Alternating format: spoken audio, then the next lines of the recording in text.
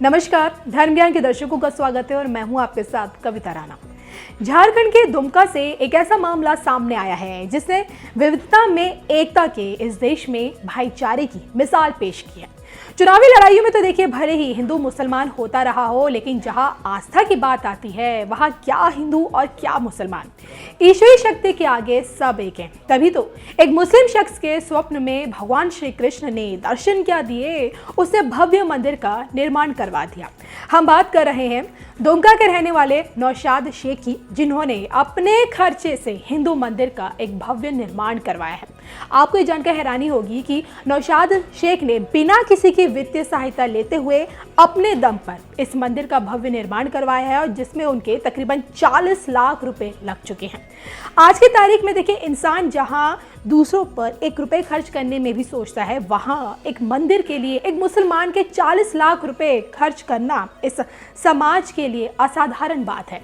लेकिन क्या आप जानते हैं कि नौशाद शेख ने अपने जीवन की इतनी बड़ी पूंजी यूं ही मंदिर पर नहीं लगाई।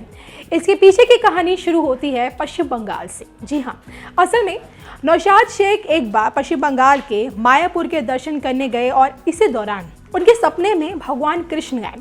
स्वप्न में प्रभु ने उनसे कहा कि मैं तो वही हूँ जहाँ से तू आया है। बस फिर क्या था, नौशाद शेख ने यह प्रण ले लिया कि वो अस्थायी पार्थ सारथी मंदिर का पुनः निर्माण करवाएंगे।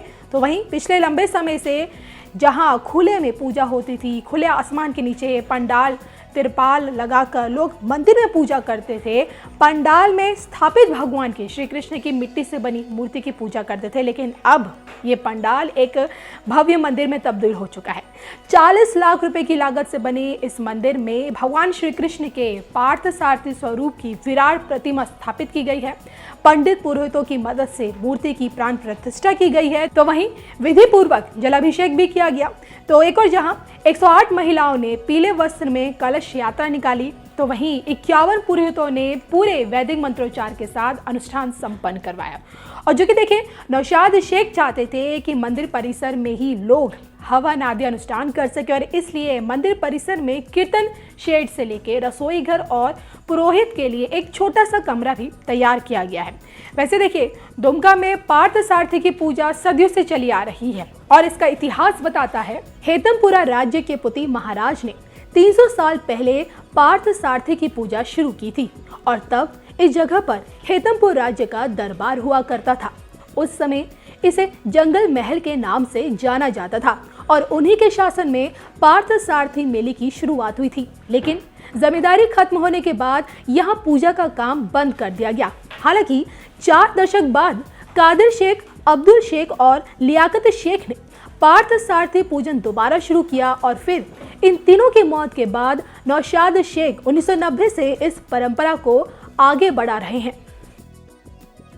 तो देखिए, आज के दौर में नौशाद शेख जैसे लोग आपको बहुत कम मिलेंगे जो मंदिर निर्माण में अपने जीवन भर की पूंजी लगा रहे हैं। समाज के बीच नौशाद शेख ने अपने इन नेक कामों से उन लोगों के लिए ये आईना बने हैं जो मजहब की लड़ाई में विश्वास करते हैं और उसी में दिन रात लगे रहते हैं।